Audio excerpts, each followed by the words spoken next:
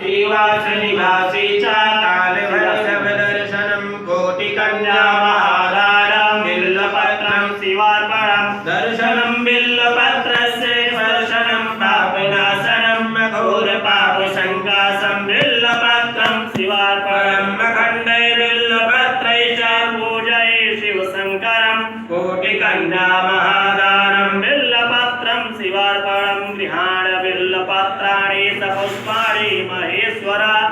सुगंधिनी भवानी च शिवत्वं कुसुमप्रिया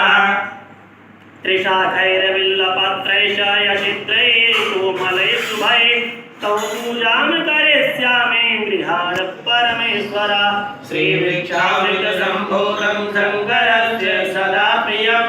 पवित्रं ते प्रयच्छामि बिल्वपत्रं सुरेश्वरम् त्रिशाखैर्बिल्वपत्रैश्च कोमलैश्चापि सुन्दरैः त्वां पूजयामि विश्वेश प्रसन्नो भव सर्वदा अमृतोत्थं श्रीवृक्षं शङ्करस्य सदा प्रियं तत्ते शम्भो प्रयच्छामि